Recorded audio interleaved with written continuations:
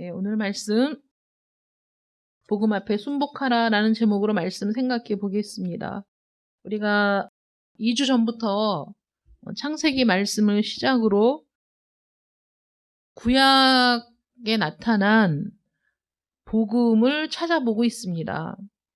어떤 분들은 예수님이 오셨기 때문에 구약은 이제 우리에게 필요가 없다. 신약만 있으면 되지라고 생각하시는 분들이 있지만, 그러나 구약에 나타난 하나님과 신약에 나타난 하나님은 동일하신 하나님이시고, 또 그 하나님은 예수 그리스도가 이 땅에 오시기 이전에 이미 복음이 무엇인가를 우리에게 많은 모형들을 통해서 보여주고 나타내주고 계시다는 것이죠.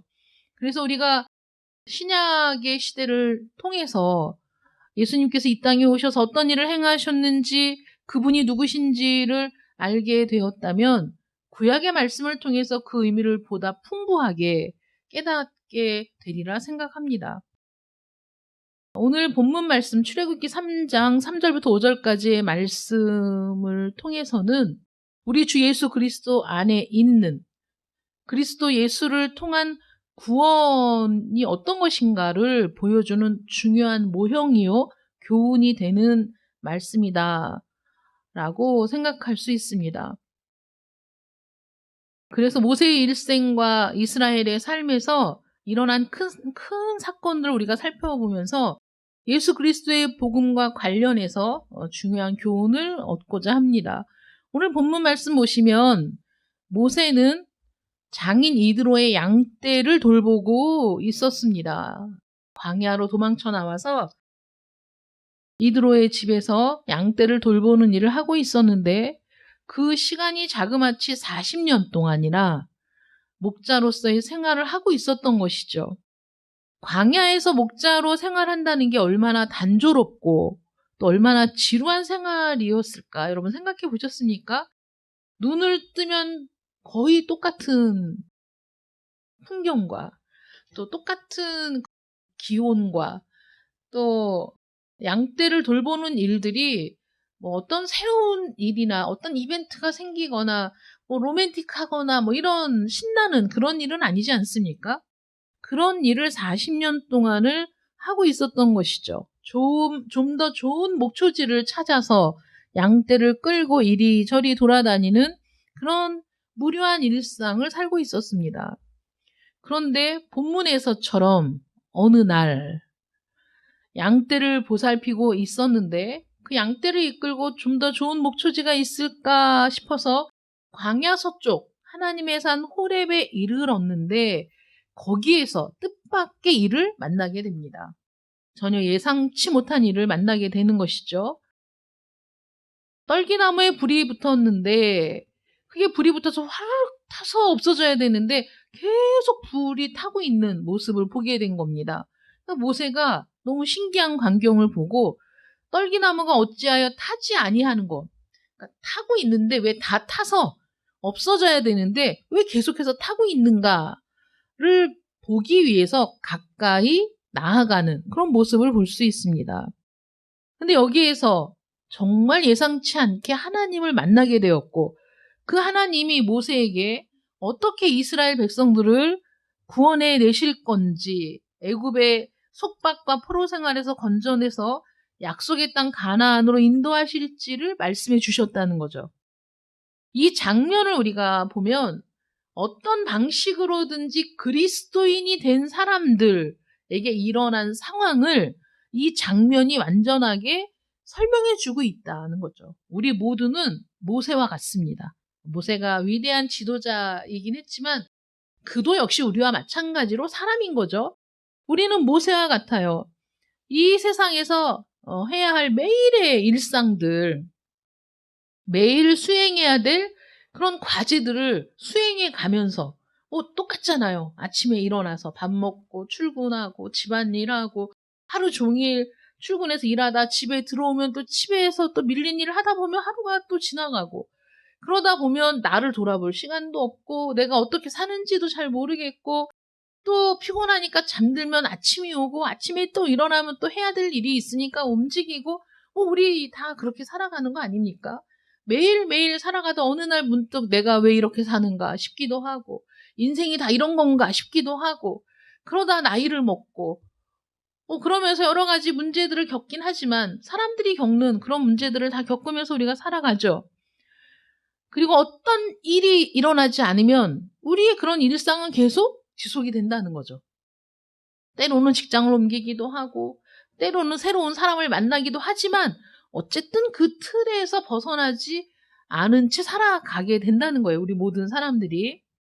그런데 더 something, 어떤 일, 예기치 않은 어떤 일들을 만나게 된다는 것이죠. 그 어떤 일이 질병이 될 수도 있고 또 어떤 사건이 될 수도 있죠. 많은 사람들이 질병에 걸려서 병상에 눕고 자기가 그 건강 관리를 하고 좋은 걸 먹어서 건강을 유지할 상황이 무너졌을 때, 그래서 자기의 힘으로 어찌할 수 없는 상황에 부딪혀 병상에 누웠을 때, 그때에서야 자신의 인생을 돌아보고 어떻게 하면 이 난관을 극복할까를 생각하면서 이렇게 극심한 질병, 그 치유가 어려운 그런 질병에 걸렸을 때 종교, 그래서 어떤 분 얘기를 들어보니까 교회도 가보고 성당에도 가보고 절에도 가보고 암에 걸려서 죽을지 살지 이런 상황에서 사람들이 종교에 관심을 갖게 되죠. 내가 이제까지 외면해 왔던, 내가 알지 못했던 그 어떤 영역에서 어떤 또 그 다른 일들이 일어날 수 있지 않을까라는 생각으로 종교에 관심을 갖고 또 기독교에 주목하고 기독교가 무엇인가를 알아보려고 하고 이런 노력을 하게 됩니다.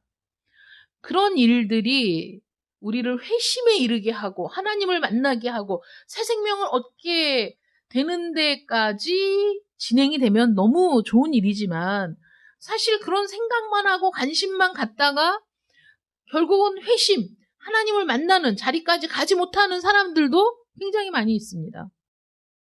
어떤 사건들을 만나게 되죠. 가까운 사람이 죽는다든가 사별을 한다든가 파산을 하게 된다든가 이혼을 하게 된다든가 우리 인생에서 정말 겪고 싶지 않은 그런 사건들을 만나게 되면서 충격을 받고 또 하나님을 찾는 경우도 있습니다. 전쟁의 위협이 발등에 불 떨어지듯이 코앞에 다가오면 그러면 사람들이 또 종교에 관심을 갖습니다.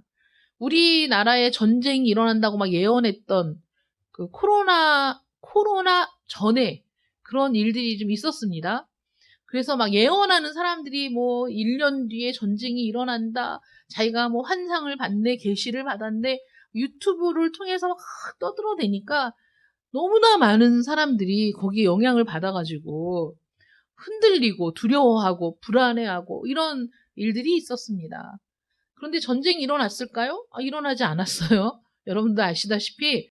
그런데 계시를 받았다, 환상을 봤다, 이 땅에 전쟁이 일어난다, 이렇게 했던 사람들의 말을 듣고 가산을 정리해서 이민 간 사람들도 꽤 됩니다. 그러면 막 흔들리죠, 사람들이. 그럼 불안하니까 그때 또 기독교에 관심을 갖고 막 또 기독교로 몰려오는 사람들이 또 있습니다. 그러나 그런 일들이 정말 한 사람이 하나님을 만나 회심하고 새 생명을 얻는 데까지 가게 되느냐? 그건 꼭 그렇다고 볼 수 없다는 거죠.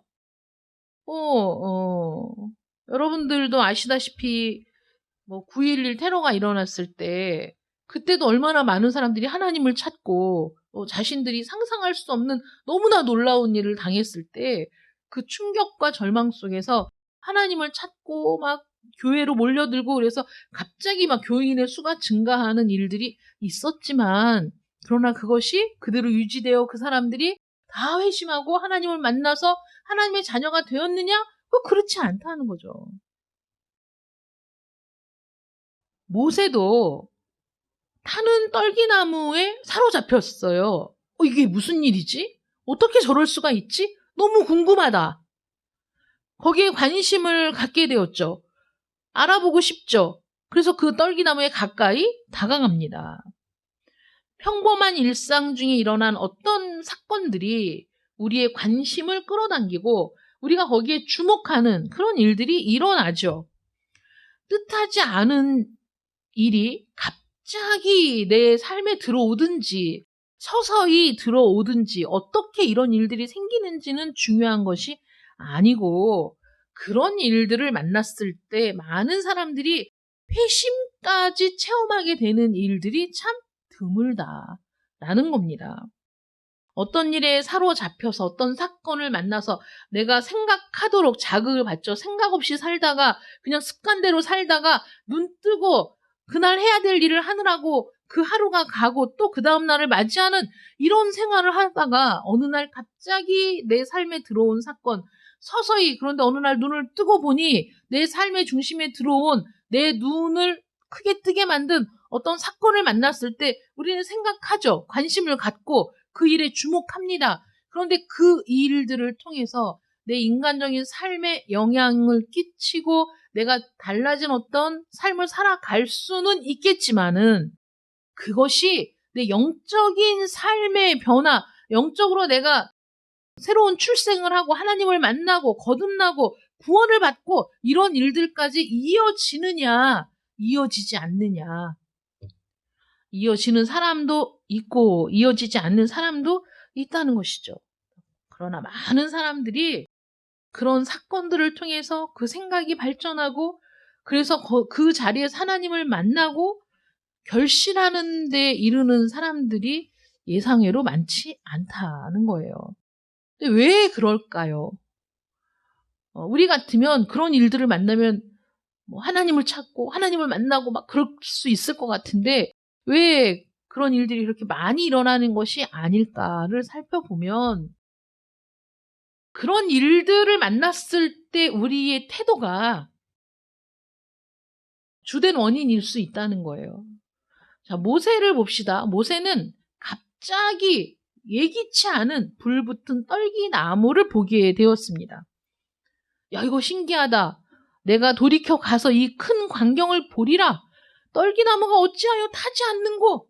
저 분명히 광야에서 확 불붙어갖고 타가지고 제가 되어도 이상하지 않을 일인데, 저게 계속해서 불붙어서 타고 있는 그 모습, 그냥 불꽃 가운데 떨기나무가 있는 것 같은 그 모습이 너무 신기했던 것이죠. 그래서 가까이 나아갔는데 하나님이 계셨던 거예요. 하나님이 말씀하시죠. 가까이 오지 말아라. 내가 선 땅은 거룩한 땅이니 내 발에서 신을 벗어라. 이렇게 말씀하세요. 신을 벗어. 이렇게 말씀하신 거죠. 우리가 복음을 대할 때 호기심을 가지고, 어떤 지적 호기심이나 여러 가지 호기심을 가지고 내가 살펴봐야 되겠다. 연구를 해봐야 되겠다. 그래서 내가 이걸 논리적으로 내가 납득이 되고 이해가 돼야 내가 이걸 받아들일 수 있을 것 같다. 라는 생각으로 복음을 대하면 안 된다는 거예요. 우리는 복음에 순복하는 마음을 가져야 되는데 그런 마음이 없기 때문에 회심까지 이르기가 어렵다라는 것을 보여주는 것이죠. 내가 가서 조사해보겠다. 내가 가서 확인해봐야 되겠다. 내가 무엇인가를 분명히 만져봐야 되겠다. 라고 얘기하는 사람들이 복음을 실제적으로 확인하고 만져보고 논리적으로 납득하고 이래서 내가 구원을 받았다라고 얘기하시는 분들은 사실 거의 없다는 거예요. 하나님께서 말씀하실 때 그 말씀을 듣고 즉시 순복하는 그런 자세가 우리에게 필요하다는 것이죠. 위험과 불안과 공포의 상황에서 종교의 관심이 증폭되지만 그 불안한 요소가 없어지고 나면 다시 썰물처럼 빠져나가는 많은 사람들을 보면 그런 어떤 일들이 참된 신자로 증가되기가 쉽지가 않다는 걸 볼 수 있거든요. 잘못된 관심과 접근은 기독교를 조사하고 탐구해서 내가 이게 어떤 것인지 확실하게 알 수 있겠어 라고 장담할 수 없다는 거죠. 사람들은 자신이 죽을 것을 알고 죽음에 관심이 있지만 그것에 대해서 정확하게 알지 못하잖아요. 그래서 어떤 사람들은 나이가 들면 자신의 장례를 준비하고 장례 비용도 준비해두고 뭐 수의도 준비해두고 다 준비를 해둡니다. 그러나 그렇다고 해서 죽음을 잘 안다고 할 수 있습니까? 모르죠. 바울처럼 나는 사는 것도 죽는 것도 다 주를 위해, 그리고 나는 죽는 것도 유익해 라고 고백할 수 있느냐 하는 거죠. 죽음 앞에서. 난 죽는 것도 유익해. 왜냐하면 그건 그리스도와 함께 있는다는 거니까. 내가 정말 주님과 함께 있다는 거, 이거 얼마나 멋진 일이야. 나는 그래서 죽어도 상관없어 라고 얘기할 수 있는 능력이 세상 사람들에게는 없다는 거죠. 안 그래도 우리 장로님과 그 초상집에 가서 그런 얘기를 했어요. 30대, 40대, 50대 초반만 해도 죽음이라는 것이 실제적으로 다가오질 않았어요. 근데 나이가 60이 되고, 그래서 장례식장에 갔을 때 그분들이 사실 저보다 뭐 10몇 년? 뭐 20년? 이 정도밖에 나이가 많지 않은 거예요.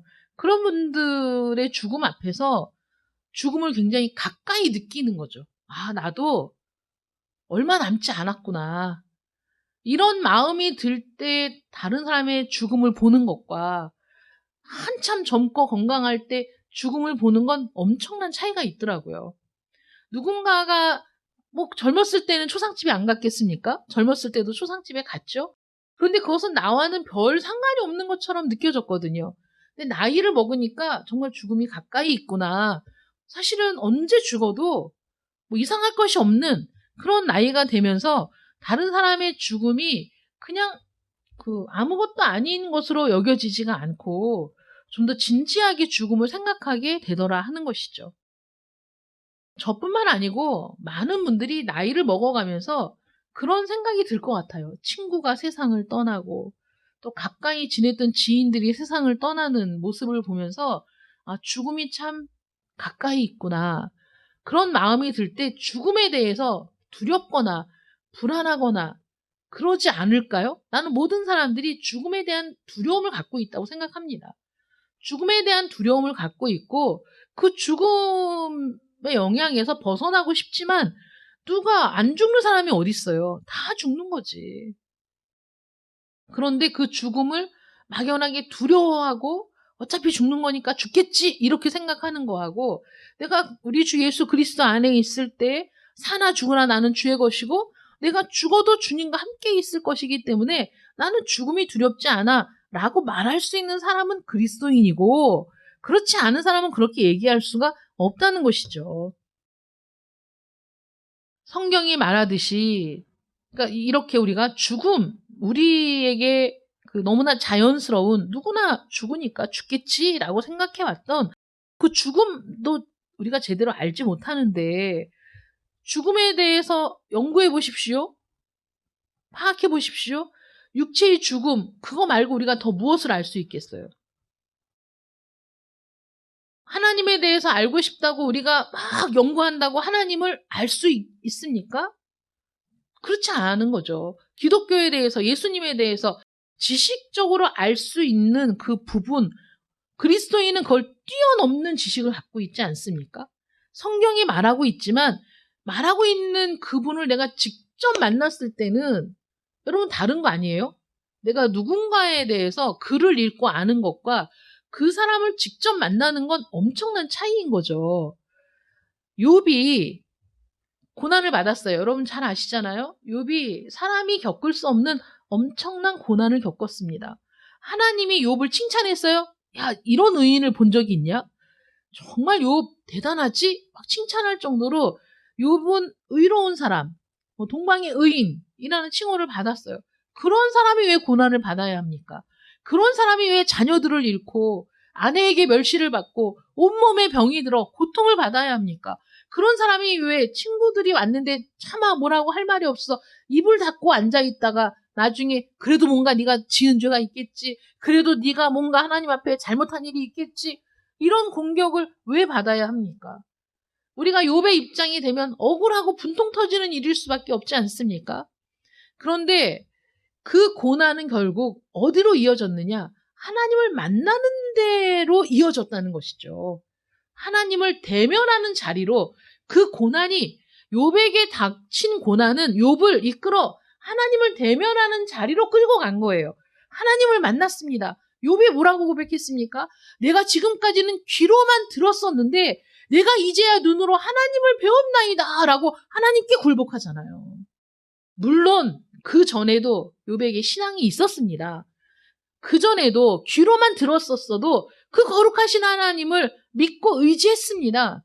욥은 그 신앙의 삶을 지속해서 해왔고 거기에서 결점이 없는 사람이었어요.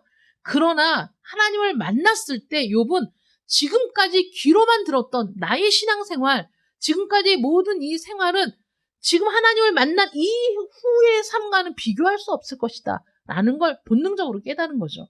내가 이제까지 귀로 들었는데 그건 정말 아무것도 아니야. 내가 하나님을 눈으로 봤어. 하나님을 대면했어. 하나님을 만났어. 거기에서 욥은 그냥 무너지는 거예요. 엎드러지는 거예요. 내가 무슨 죄가 있어? 내가 얼마나 바르게 살았는데, 내가 얼마나 의롭게 살았는데, 내가 얼마나 말씀대로 살려고 애를 썼는데, 내가 혹시라도 범죄할까봐 얼마나 조심하며 살았는데, 라는 그 모든 자신의 의도 거룩하신 하나님을 만난 순간에 다 그냥 무너지는 거예요. 다 무너지는 거야. 거룩하신 하나님 앞에서 내가 죄 없다 할 수 있는 사람이 어디 있습니까? 아무리 거룩하게 살고 아무리 죄 없이 살고 내가 아무리 흠 없이 살려고 노력을 했어도 거룩하신 하나님을 만난 순간에 나는 죄인이라고 고백하고 엎드러진다니까, 모든 사람이. 그렇게 하나님을 만났어요. 그게 중요하다고. 만나는 게 중요하다고. 만나고 나서는 그 전의 삶은 아무것도 아닌 거야. 하나님을 만났기 때문에. 그게 더 중요한 일 아닙니까? 성경은 하나님에 대해서 연구한다고 하나님을 아는 게 아니다. 뭐 호기심을 가지고 접근해서 하나님은 어떤 분인가 내가 알고 싶다고 해서 하나님을 다 알 수 있는 것도 아니야. 많은 사람들이 공부하고 연구하고 얼마나 공부하는데 애를 쓰는 사람들이 얼마나 많은지 모릅니다. 그런데 성경은 또 이렇게 얘기하잖아요. 항상 배우나 끝내 진리의 지식에 이르지 못한다. 내 힘과 능력으로 무언가를 알아보려고 아무리 노력을 해도 끝내는 진리의 지식에 이르지 못해. 인간의 노력이라는 게 그렇다는 거예요. 그러니까 이게 어떤 현상인지 내가 봐야 되겠다. 이게 도대체 어떤 일인가 내가 확인해 봐야 되겠다. 라는 접근으로 하나님께 나아가는 것이 아니라 하나님의 말씀에 굴복하는 태도가 중요하다라고 말씀하시는 거죠. 그러니까 하나님이 보여주실 수도 있죠. 그런데 모세가 가까이 오는데 가까이 오지 말라고 얘기하잖아요. 내가 선 땅은 거룩한 땅이니 내 발에서 신을 벗어라. 신을 벗어. 이거 신 벗어. 욥에게도 네가 지금까지 살아왔던 인생, 그래서 네가 스스로 자신했던 의로운 삶, 물론 욥이 의로운 삶을 살았어요. 그렇지 않다는 게 아니에요. 인간의 기준에서 그가 모든 인간들보다 더 뛰어난 의로운 삶을 살았다고 하더라도 하나님 앞에서는 의미가 없는 거예요.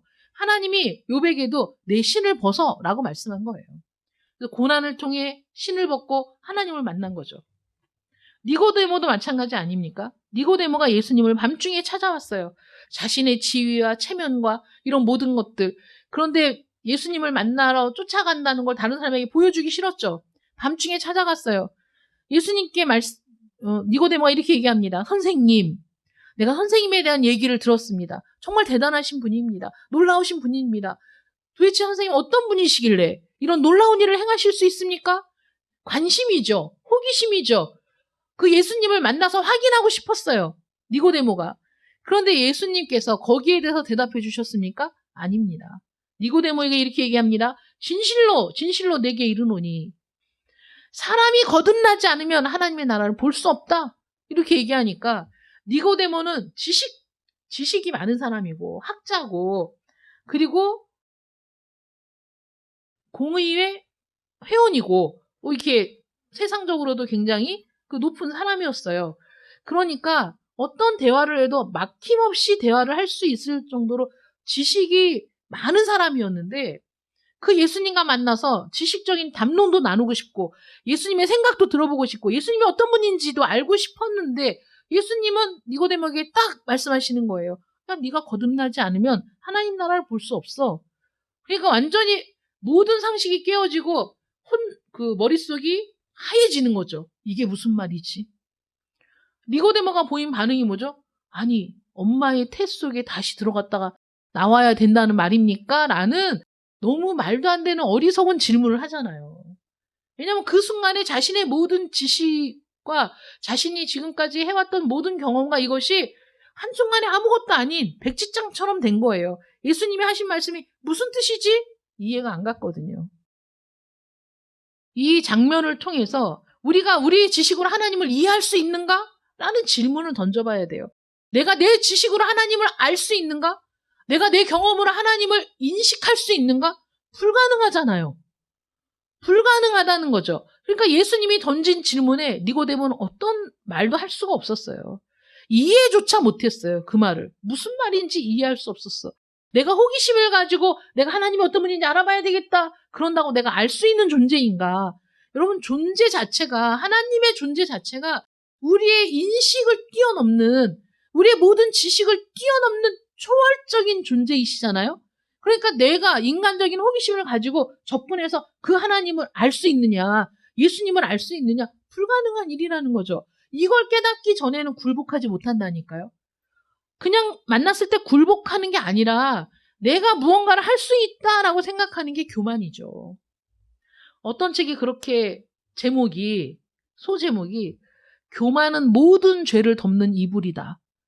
이게 그 여러 가지 죄에 대한 것 중에 교만을 지칭하는 말로 그렇게 표현을 해놨어요. 되게 멋있는 말 아니에요? 교만은 모든 죄를 덮는 이불. 교만을 들추면 그 안에 모든 죄가 들어있어. 인간의 모든 죄가. 우리가 하나님 앞에 굴복하지 않고 내 힘과 능력과 지식으로 하나님을 연구해서 확인할 수 있어. 하나님이 어떤 분인지 내가 살펴볼 수 있어. 라고 생각하는 것 자체가 교만이라는 거죠. 우리에게 있는 교만. 바울도 마찬가지입니다. 나사렛 예수의 이름을 대적하여 많은 일을 행해야 될 줄 스스로 생각하고, 바울이 스스로 생각하고 예수 그리스도를 믿는 무리들을 잡으러 갔죠. 그것을 스스로 어떻게 생각했어요? 스스로 옳은 일이라고 생각했어요. 스스로 이것이 하나님을 위한 일이라고 생각했어요. 그런데 그렇게 달려가다가 갑자기 나타난 예수님을 만나죠. 어떻게 됐습니까? 앞도 보이지 않고 장님이 돼서 땅에 엎드러졌습니다. 주여 누구십니까? 두려움에 엎드러질 수밖에 없었죠. 그분이 누굽니까? 예수님입니다. 어떻게 바울이 스스로 생각하고 자기 스스로 결정하여 예수를 이 땅에서 처단하고 예수 믿는 자들을 처단할 수 있으리라 생각한 것 자체가 오판 아닙니까? 그 주님을 만나자마자 엎드러졌다니까. 자기가 감당할 수 없는 존재였던 거죠. 내가 감당할 수 없는 존재를 내가 어떻게 내 지식으로 인식할 수 있습니까? 불가능한 일이죠. 내가 감당할 수 없으니까 지구가 자전하는 걸 못 느낀다니까. 내가 감당할 수 내가 그 속도를, 여러분, 자전하는 속도를 내가 느낄 수 있어요? 우리 다 모르잖아요. 다 모르는 거야. 어제 우리 아들이 그런 얘기를 하더라고요. 무슨 벼룩팔이라는 게 초팔이랑 좀 비슷하게 생겼는데 엄청 끈질기고 모든 음식 냄새만 나면 몰려들고 이런다는 얘기를 했어요. 그래서 그게 뭐 두드러진 특징이 사람을 무서워하지 않아서 막 얼굴에도 부딪힌다 이렇게 얘기를 하더라고요. 그래서 제가 생각할 때 걔가 사람을 무서워하지 않아서가 아니라 걔 인식 밖의 존재이기 때문에 사람이 그게 위험하다는 걸 모르니까 걔가 덤벼드는 거지 사람을 알고 무서워하지 않는 건 아닐 거라고 생각해요. 한낱 미물이 사람을 알고서도 무서워하지 않아서 막 덤벼? 그럴 순 없지. 얘가 사람을 인지를 못하는 거지. 걔 수준으로. 우리가 스스로 인지하고 인식할 수 없는 존재를 내가 알 수 있다고 생각하는 것 자체가 교만인 거죠. 왜 우리 자신을 하나님께 순복시켜야 됩니까? 왜 하나님께 굴복해야 됩니까? 왜 신을 벗어야 합니까? 사실 하나님이 모세를 만나서 내 발에서 신을 벗어라 라는 명령은 니고데모에게도 한 것이고 바울에게도 한 것이고 내 신을 벗어, 내 의를 벗어, 내 자신감을 벗어, 네가 할 수 있다는 생각을 벗어, 네가 인지할 수 없는, 네가 예측할 수 없는 너의 모든 것을 뛰어넘은 존재야. 그 존재 앞에 당연히 굴복해야 되는 거 아니겠습니까? 왜 그래야 됩니까? 복음은 계시의 문제이기 때문이에요. 지식의 문제가 아니라 계시의 문제입니다. 아무리 십자가에 대해서 얘기해도 그것을 이해하지 못하고 받아들이는 사람이 태반입니다. 그것이 어쨌다고? 예수가 십자가에 못 박혀 죽은 게 그게 무슨 큰일이라고? 이렇게 생각하죠. 복음 외에 다른 것은 조사하고 연구해서 우리가 어떤 결과를 얻을 수 있지만 복음은 계시로 시작한 것이기 때문에 그 계시의 주체가 하나님이심을 인식하지 못하면 우리는 그것을 정확하게 알 수 없다는 거예요. 하나님은 불타는 떨기나무 속에서 타는 불꽃으로 모세를 찾아오셨어요. 그래서 모세는 그것이 신기한 광경으로 보여진 거죠. 하나님이 찾아오셨기 때문에. 하나님이 그렇게 찾아오시지 않으면 우리 눈에 발견될 일이 없다니까요. 하나님이 찾아오시지 않으면 우리 눈에 드러날 리가 없다니까. 이 미약한 인간이 하나님에 대해서 꼬투리라도 잡을 수 있는 건 하나님이 당신을 우리에게 계시하셨기 때문이라고요. 하나님이 우리에게 당신의 모습을 보여주셨기 때문에 우리가 그것을 만져보고 우리가 붙들고 확인할 수 있는 거지, 하나님이 찾아오시지 않으면 불가능한 일이라는 것이죠. 하나님께서는 노아에게 할 일을 지시하셨어요. 노아가 알아서 방주를 지은 게 아니지 않습니까? 아브라함이 자기가 스스로 알아서 갈대아우르를 떠나 가나안으로 간 게 아니에요. 하나님이 아브라함을 부르셨기 때문입니다. 하나님이 노아를 부르셔서 할 일을 지시하셨기 때문입니다. 사사기를 보시고 열왕기를 보시고 선지서를 보십시오. 하나님이 어느 한 사람을 선택하시고 할 일을 주시고 사명을 주시고 그래서 그들을 통해 이스라엘을 위한 일을 하게 하시고 하나님의 목적을 이루게 하시는 하나님의 활동의 기록이지, 인간이 하나님을 찾아서 무언가를 한 기록이 아니라는 거예요. 그런데 이렇게 주어진 계시가 놀라운 것이기 때문에, 우리의 인식과 지식을 뛰어넘는 것이기 때문에, 그리스도의 복음이 초자연적인 것에서부터 시작하기 때문에 인간의 지성이 아무리 높고 훌륭해도 그것을 이해할 수가 없다는 것이죠. 이해할 수 없는 것이 믿음의 영역에서 이루어져야지 우리가 그것을 학문적으로 이해하려고 하면 이해할 수 없어요. 예수님이 어디에서 태어나셨습니까? 동정녀에게서 태어나셨잖아요. 이게 과학적으로 있을 수 없는 일이죠. 인간의 지식으로 납득할 수 없는 일이지 않습니까? 이것은 신비의 영역이에요. 이것을 믿음으로 받아들일 때 그것이 우리에게는 납득이 되는 거고 믿어지는 거고 그럴 수밖에 없다는 것이 우리는 확신하게 알게 되지만, 그렇지 않은 사람들은 내가 이것을 지식으로 봐야 되겠다, 내가 이것을 한번 조사해 봐야 되겠다, 그래서 조사해서 야, 그리스도가 2000년 전에 이 땅에 오셨다는데 자료를 찾아봐. 다 찾아봤는데 결국 어디로 가요? 예수 그리스도가 동정녀에게서 출생했다라고 성경은 기록하고 있거든요. 거기까지 갔을 때 사람들이 그게 조사하고 밝히고 자료를 방대하게 모아서 결국은 거기에 도달했을 때 사람들이 자신들이 발견해낸 그 지식에 예수 그리스도의 그 처음을 보고 믿을 수 있느냐? 못 믿는 거죠. 그러니까 우리가 연구해서 이 계시를 알 수 있다? 불가능한 일이라는 거예요. 인간의 지성으로 이해할 수 없는 일이 일어나는 영역이라는 것이죠. 그리고 복음의 요점과 목적이 무엇입니까? 하나님이 왜 우리에게 복음을 주셨을까요? 여러분, 복음이 뭔지 아세요? 복음? 제가 옛날에 그 복음에 대해서 엄청 많이 들었어요. 설교로. 복음을 전해야 돼. 복음을 전해야 돼. 근데 막상 교회에서 복음을 전해야 된다고 나가서 전도하러 나가잖아요. 그럼 복음을 전해야 되는데 복음을 알아야 전하지. 이게 너무나 어려웠어요. 복음을 전해야 되는데 복음을 어떻게 전하지? 복음이 뭐지? 그런데 또 신앙생활을 하면서 복음이라는 말을 너무 많이 듣다 보니까 내가 복음을 모른다고 얘기할 수도 없어요. 여러분, 그런 딜레마를 아십니까? 복음이 뭔지 모르겠어요 라고 말을 할 수가 없는 거예요. 왜냐하면 너무 많이 듣고 너무 익숙하고 나도 또 얘기하는 말이기 때문에 복음이 뭐지? 라고 물어볼 수가 없더라고. 굉장히 고민했어요. 복음이 뭘까? 복음이 뭐지? 여러분, 우리가 복음을 알고, 이 너무 웃기는 게, 나는 분명히 예수님을 믿거든. 나는 하나님을 만났어. 그런데도 복음이 뭔지 모르겠는 거야. 복음이 뭐지? 그래서 고민했던 시간이 있었어요. 여러분, 복음이 뭡니까? 복음이 우리 예수 그리스도의 일생이 복음이에요. 복된 소식. 하나님께서 우리를 구원하시기 위해 하나님의 어린 양 예수 그리스도를 이 땅에 보내셨고, 그 예수님이 나의 죄를 대신해서 죽으셨고, 그래서 내가 그 공로로 새 생명을 얻었어. 하나님의 자녀가 되었어. 하나님께 나갈 수 있는 길이 열렸어. 이게 복음이거든요. 그런데 그 지식을 알면서도 이것이 복음이라고 얘기해주는 사람이 없더라고. 몰랐어요. 그때는. 나중에 알게 된 거야.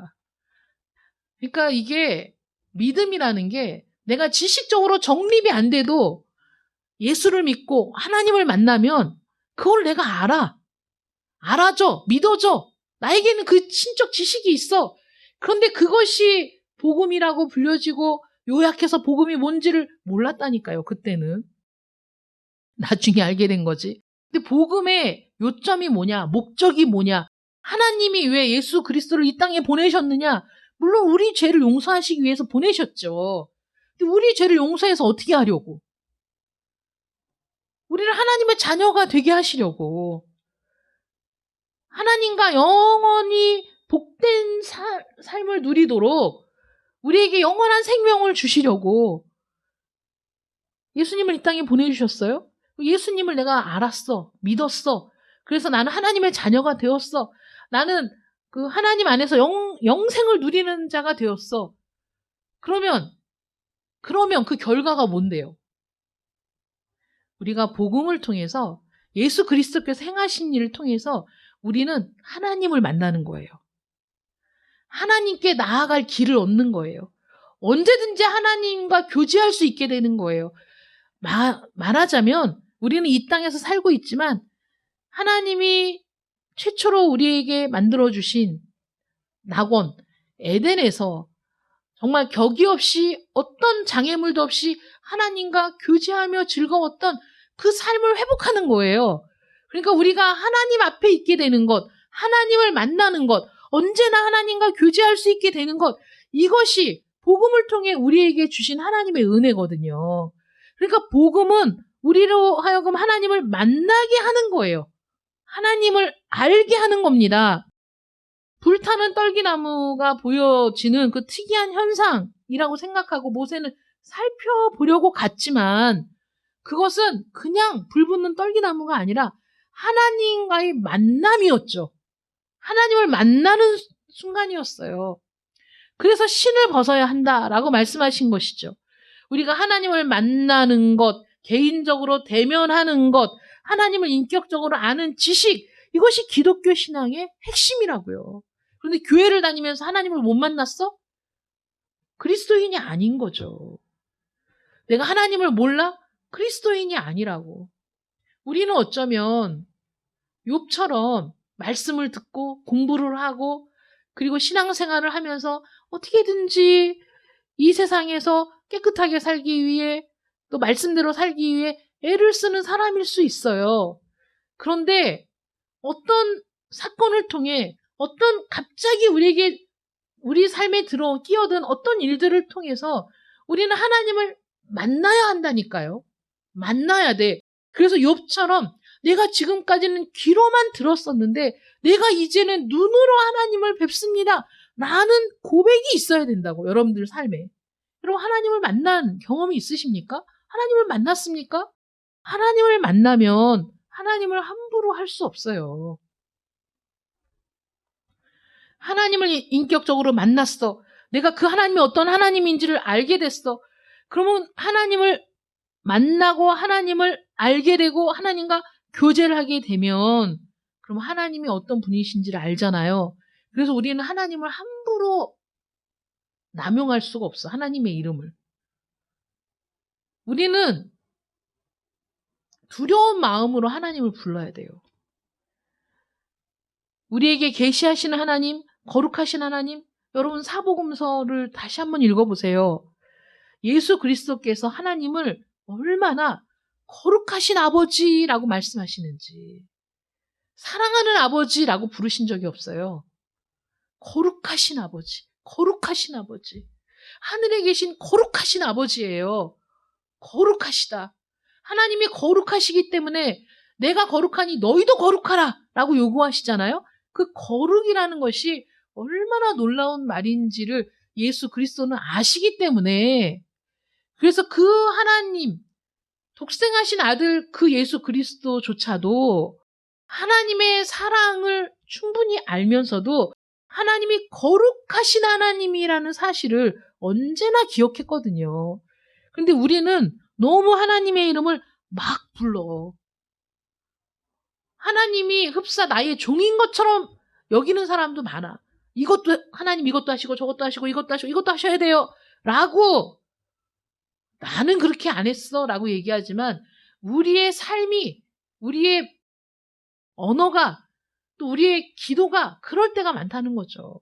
내가 원하는 대로 하나님이 해주셔야 한다, 내가 생각하는 대로 하나님이 해주셔야 된다 라고 생각하는 사람이 얼마나 많으냐 이거예요. 우린 사실 하나님 앞에서는 내 신을 벗고 거기에 조용히 하나님이 하시는 말씀을 들어야 되거든. 말씀하십시오, 내가 듣겠습니다, 이런 자세가 돼야 되거든요, 거룩하신 하나님 앞에서. 그런데 하나님이 말씀하시기 전에 내가 다 말해. 다 하나님 이렇고요 저렇고 이렇게 해주셔야 되고 저렇게 해주셔야 되고요, 하나님이 나를 사랑하신다면, 우리 이런 얘기 잘하잖아요. 하나님이 나를 사랑하신다면 이렇게 해주셔야죠.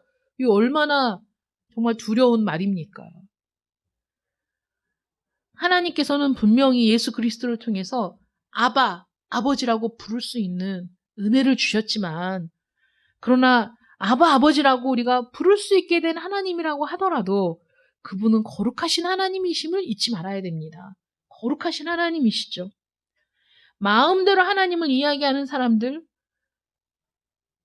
하나님께 이것도 저것도 해야 한다고 말하는 사람들 얼마나 많은지 모릅니다. 우리 기억해야 되죠. 하나님은 소멸하는 불이시요 거룩하신 하나님이심을 기억해야 됩니다. 하나님의 거룩하심을 기억하는 사람들이, 유대인들이 성경을 필사할 때 하나님의 이름이 나오면 가서 목욕하고 옷을 다시 갈아입고 와서 그 이름을 필사했을 정도로. 왜 그랬을까요? 하나님이 거룩하신 하나님이심을 기억하니까. 그 거룩하신 하나님의 이름을 쓰기가 두려워서 하나님의 이름을 써야 할 때가 오면 가서 목욕을 하고 옷을 갈아입고 와서 쓸 정도로 거룩하신 하나님. 그 거룩하신 하나님 앞에 서면 누구든지 다 엎드러질 수밖에 없다는 거예요. 이사야도 엎드러지고 모든 선지자들도 하나님을 만나면 다 엎드러지는 거야. 하나님의 그 위엄 앞에 굴복할 수밖에 없는 것이죠. 우리가 거룩하신 하나님의 손 안에 있음을 기억해야 합니다. 물론 하나님은 사랑과 긍휼과 자비로 계시하시는 하나님이시죠. 출애굽기 3장 7절을 보십시오. 여호와께서 이르시되 내가 애굽에 있는 내 백성의 고통을 분명히 보고 그들이 그들의 감독자로 말미암아 부르짖음을 듣고 그 근심을 알고 우리의 모든 고통과 근심과 우리의 슬픔을 충분히 아시고 긍휼히 여겨주시는 사랑의 하나님이심이 분명합니다. 그 하나님께서 그 모든 것을 아시고 어떻게 행하십니까? 8절에 보면 내가 내려가서 그들을 애굽인의 손에서 건져내고 그들을 그 땅에서 인도하여 아름답고 강대한 땅 가나안에 이르게 하시겠다 약속하시지 않습니까? 여기에서 보세요. 하나님의 구원이 어떻게 이루어집니까? 내가 내려가서 그들을 건져내고, 이게 복음의 핵심인 거죠. 이것이 이루어진 게 예수 그리스도를 통한 구원 아닙니까? 내가 내려가서 그들을 건져내고, 그리스도의 십자가에서 이루어진 일이 이 일입니다. 그리스도께서 내려오셔서 우리를 건져내시려고 우리의 죄 짐을 짊어지신 사건이 갈보리 십자가의 사건 아니겠습니까? 그래서 그 길만이 우리가 구원받을 수 있는 유일한 길이라는 것이죠. 하나님께서 내가 내려가서 그들을 애굽인의 손에서 건져내고, 예수님이 이 땅에 오셔서 우리를 사단의 권세에서 건져내고, 우리를 사망과 죽음에서 건져내고, 무덤의 권세에서 건져내고, 그걸로 끝이 아니고 우리를 하나님의 나라로 인도하신다라고 말씀하시는 거 아닙니까? 이 모든 일을 행할 수 있는 분은 하나님밖에 없기 때문에 모세를 통해 이스라엘을 구원해 내시지만은 여기에서 분명히 말씀하시죠. 내가 내려가서 하나님이 직접 움직이셔서 이들을 구원해 내겠다 말씀하시는 그 하나님께서 예수 그리스도를 통해 이 일을 이루셨다는 겁니다. 이게 복음이죠. 하나님이 내려오시지 않으면 우린 하나님을 알지도 못하고 인식도 못하고 깨닫지도 못하는 존재입니다. 사랑하는 성도 여러분, 하나님을 만나셨습니까? 하나님을 아십니까? 하나님을 만날 준비가 되어 있습니까? 여러분들은 여러분들의 죄와 사망의 권세에서 해방되셨습니까? 새 생명을 받으셨습니까? 그렇다면 할렐루야, 감사한 일이죠. 만약에 아직도 여전히 확신이 없다면 듣고 믿기만 하시기 바랍니다. 여러분들 발에서 신을 벗고 그 말씀만 믿고 굴복하는 여러분들의 삶이 되시기를 축원합니다. 그래서 정말 내가 내려가서 너희를 건져내고 라고 사랑과 긍휼로 말씀하시는 하나님의 은혜를 여러분들이 확신하고 그 구원에 동참하는 여러분들 되시기를 축원합니다. 기도하겠습니다. 사랑의 하나님 감사합니다. 우리가 무엇이 간데 우리를 이토록 사랑하시고 우리가 무엇이 간데 우리를 구원해 내시기 위해 친히 이 땅에 강림하시는지 그 은혜를 그 사랑을 감당할 수가 없습니다. 그럼에도 불구하고 교만한 우리가 하나님을 알아보겠다고 하나님에 대해서 연구를 해봐야 되겠다고 내가 납득해야만 받아들일 수 있겠다고 그렇게 얘기하는 사람들이 얼마나 많습니까? 우리의 인지를 벗어난, 우리의 인식을 벗어난, 우리의 지식을 벗어난 하나님의 존재를 우리가 어찌 알 수 있겠습니까? 친히 내려오셔서 친히 계시해 주시고 친히 불러주시고 친히 만나주셔서 그 하나님을 우리가 만났습니다. 그 하나님을 보게 되었습니다. 하나님, 이제는 귀로만 듣는 하나님이 아니라 눈으로 보는 하나님 되게 하여 주시옵소서. 직접 만나 하나님을 알고 하나님과 교제하며 하나님과 함께하는 삶을 누리는 저희들 되게 하여 주시옵소서. 예수님의 이름으로 기도드립니다. 아멘.